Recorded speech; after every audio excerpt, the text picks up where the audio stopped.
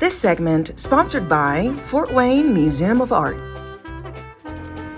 Welcome to the Fashion of Art Deco, the newest exhibit here at the Fort Wayne Museum of Art. As you can see, this exhibit will take us through the lifestyle and the jazz age. Now, what you will see on this display is beautiful dresses and fashions of the era. So today I'm so thrilled to speak with their curator and collector to learn all about it. Let's have some fun.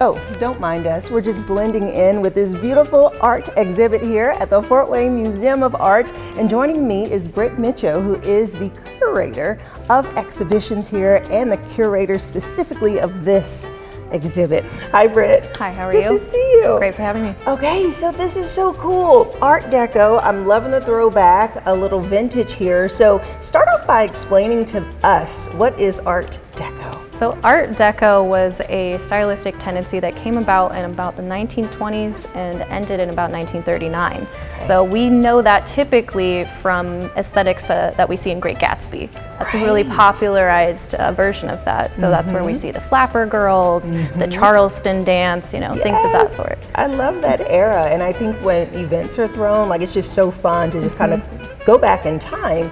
But what you all are really focused on is that the concept of that era has unique stylistic attributions. So talk to me about the process in curating this exhibit. So this exhibition really features the fashion aspect of Art Deco, and how that really developed came out of the Victorian era, which was very modest, with long dresses and petticoats and corsets. So this is really the emergence of the modern woman. You know, we get women's rights to vote, we get more of a liberating aspect in society, along with their own autonomy, their own disposable income. So during this time, of course, these women want to show their independence, their identity through these gorgeous dresses that we see. Right, okay, so they feel more free. Yes. Which is why it's like the little loose, little liberating, boom, boom, boom. a little bit higher of the skirt. Yeah. Yes, and you can't forget the bangles, because I'm seeing that all over this exhibit. They have extremely amazing jewelry and dresses. And so I'm so thrilled for us to be able to talk with the actual collector of these items and dive deep to look at it. Absolutely. Yes, all right, well, let's get to it. Ready.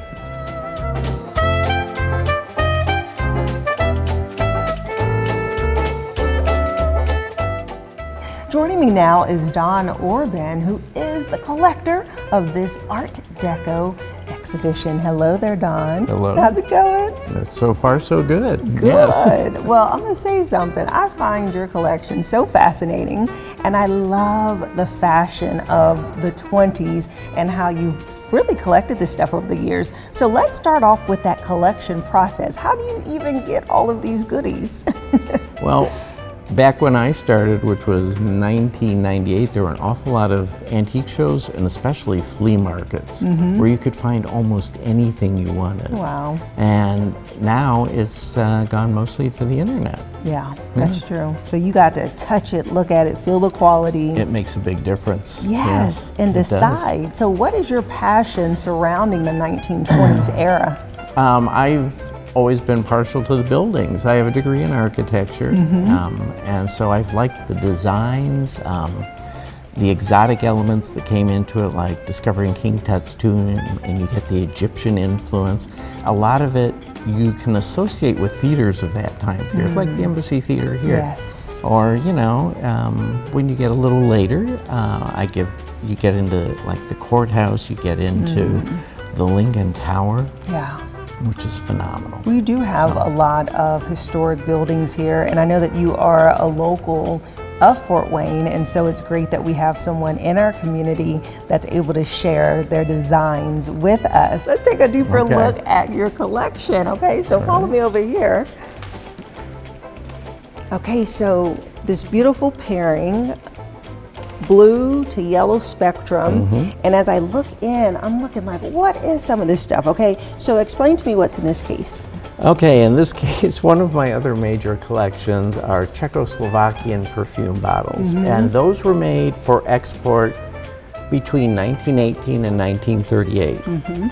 So that limited time period. They're all marked in a way, so I know exactly where they came from. And after a while, you can identify, or at least I can identify one from across the room. Yes. The characteristics. They have made glass there for centuries. They made the perfume bottles.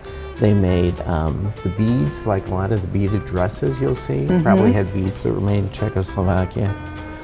And it also reflects something of the time period, because you did not go, now you go in and you buy a bottle of perfume. Yeah. It's in the bottle. That's not what happened when these were.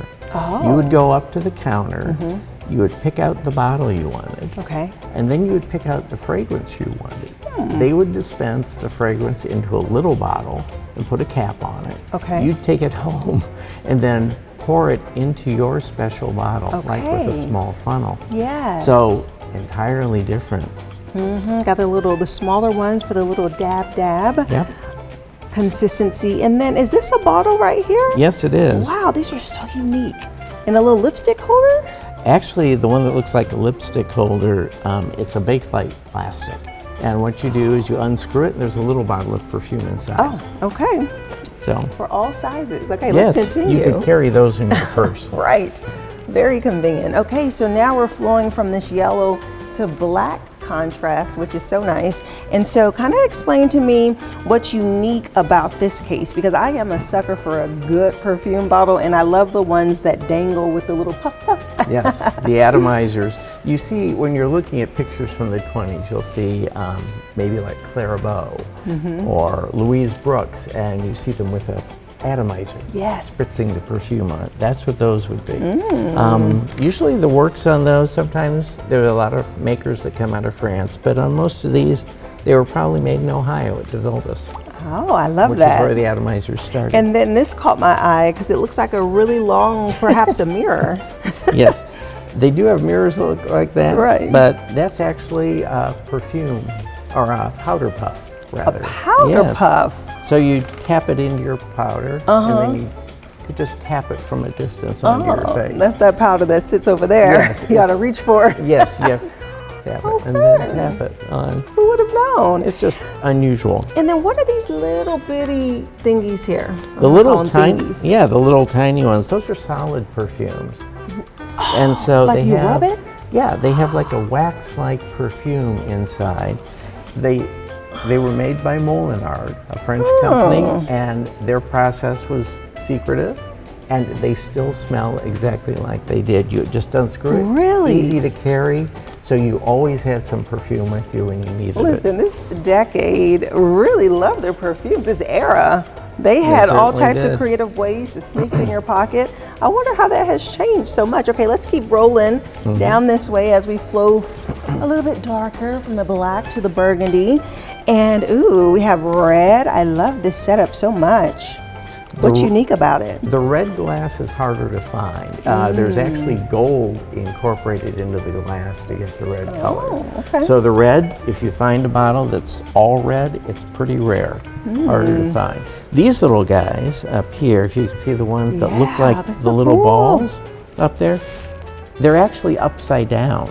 The red is the top of it. And so you would, that in itself makes it unusual. Right. The stoppers are ground to fit specifically in there, so they fit very snugly. Okay.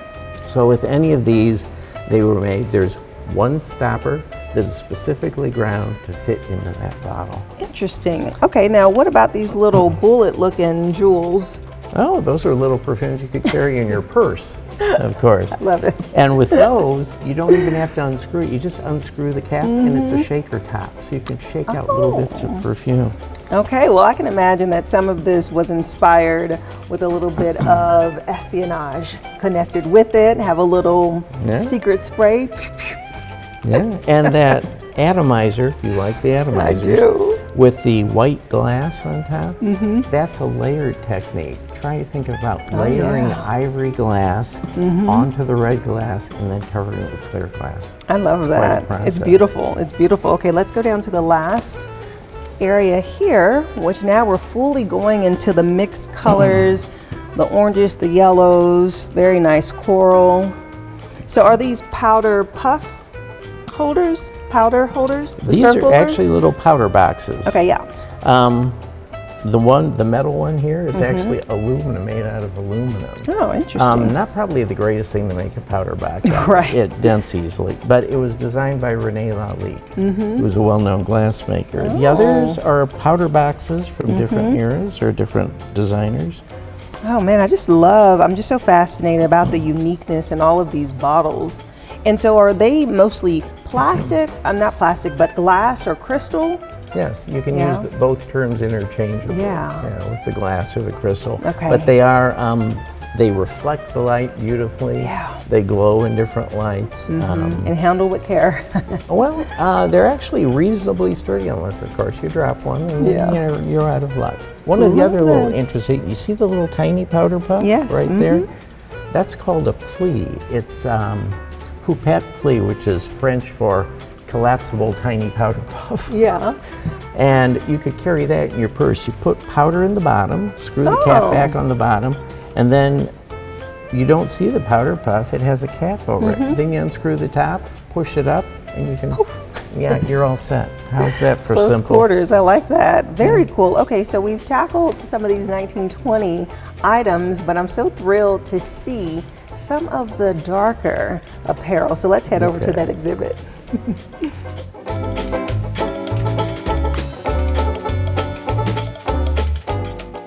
Okay, Don, let's talk about this beautiful regal design here of these dresses. All right. Actually, the dress is the first beaded dress I got, and it came from an antique store in Fort Wayne that no longer exists. Okay.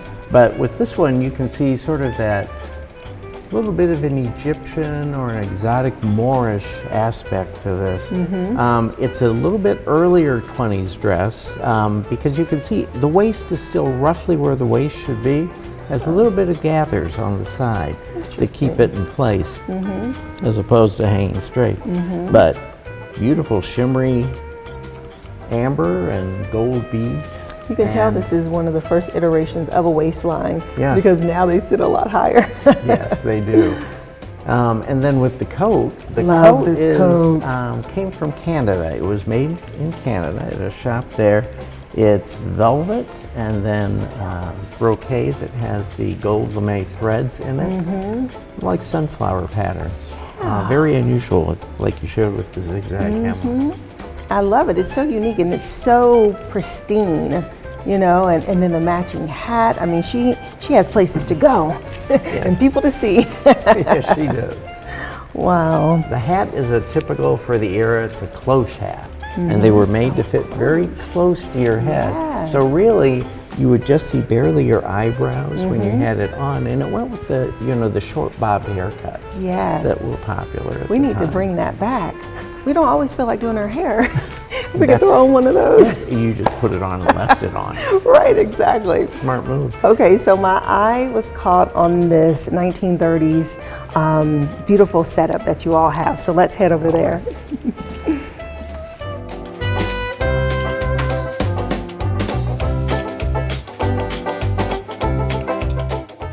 Okay, Don, this here is the grand finale. As people are walking around, they're attracted to the fur. At least I am. So tell me about these 1930s. Okay, you'll notice a difference in the way they fit. And the 1920s, straight, androgynous. As you get into the 30s, they are back to the curves. So you got bias cut fabrics that cling and will move with you. So you have the white satin here. This one always reminds me a little bit of Jean Harlow, movie star from the 20s, 30s. And so you notice how it clings her form, white satin. This one is a little different. This is probably more of transferring from the 20s to the 30s, so very early 30s. But if you look at the pattern on that, it's very stylized, very abstract, very Art Deco. Yeah, very, and the stitching is beautiful. Yeah, it's got wonderful layers, layers underneath, and they're all scalloped hems, which is fascinating. I love that. So clings to the her very shape. nicely too. Yes, getting the shape back. So women were, I can see the flow of them really finding their voices. Yes. You know, like Brit said, just finding their independence in different ways, including how they dress. Exactly. And this, in the 1930s, this was right after the stock market crashed. Yes. And so we went into the Great Depression. So that's fascinating too, to see stylistically how people present themselves. Yes, to look a little more exotic in the midst of the Depression. Yeah. But you figure if it's cut on the bias, you're probably using less fabric for that. So sort of an economical, but sexy way. Usually not too low in the front, almost no, sometimes there's almost no back in the back. So all right. the back was a very attractive thing. Yes. Well, this has been also fascinating. So thank you so much for you're taking us on quite a welcome. tour, and thank you for your passion and sharing it with Fort Wayne. Happy to do so. Yes, good talking with you. And if you would like more information about the Fort Wayne Museum of Art Deco exhibit, we'll have their website listed below so that you can learn how to get tickets and also learn when the dates will be running. And I'll see you after the break.